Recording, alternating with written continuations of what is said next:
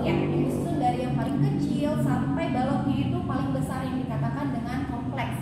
Nah, jadi manusia, hewan, dan tumbuhan itu kan merupakan makhluk hidup, dan dia tersusun oleh unit terkecil yaitu sel. Sel ini kan merupakan struktural fungsional yang sangat kecil yang menyusun makhluk hidup. Nah, ini merupakan tingkat organisasi kehidupan manusia yang makhluk hidup yang paling pertama, yaitu sel. Nah, sel ini ada di tubuh makhluk hidup itu sangat banyak, dan bentuk dan fungsinya juga beragam. Sel-sel yang mempunyai bentuk dan fungsi yang sama nantinya akan bersatu dan akan membentuk suatu jaringan. Nah, jaringan ini juga merupakan tingkat organisasi setelah sel.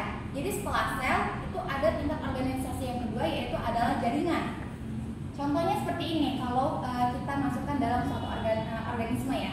Kita ambil contoh misalnya, nah di sini ada gambar flamingo. Flamingo ini kan merupakan makhluk hidup hewan ya. Nah, di dalam tubuh penyusun dari kehidupan flamingo ini kan sel tadi.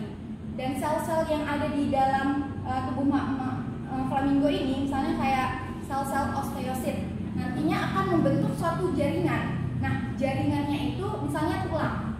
Nah, tulang dari flamingo ini seperti ini. Makhluk hidup itu kan nggak bisa hidup dengan tulang saja ya, tapi dia memerlukan jaringan-jaringan lainnya.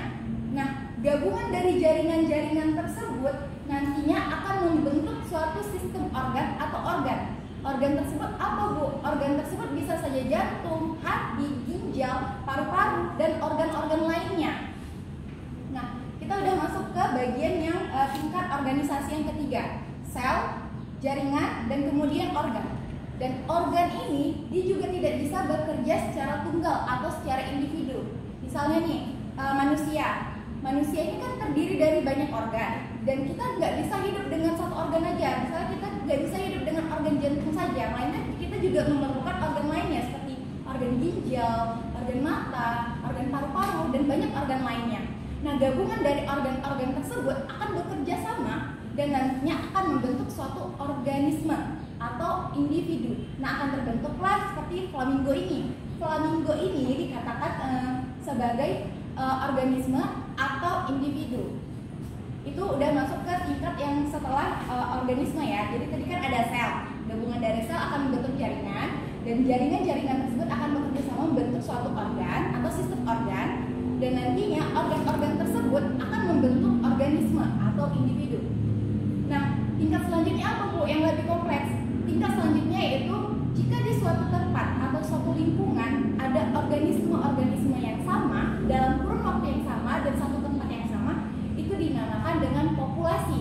Seperti flamingo ini. Nah, kalau dia cuman individu itu kan satu ya, itu dinamakan dengan organisme. Tapi kalau dia berkumpul seperti ini, ada banyak flamingo di dalamnya, ada banyak makhluk hidup, ada banyak organisme di dalamnya, berarti itu dikatakan dengan populasi. Sama halnya seperti kita yang ada di ruangan ini. Kita ini kan termasuk makhluk hidup manusia ya, dengan organisme yang sama. Nah, kita yang di dalam ruangan ini disebut sebagai populasi.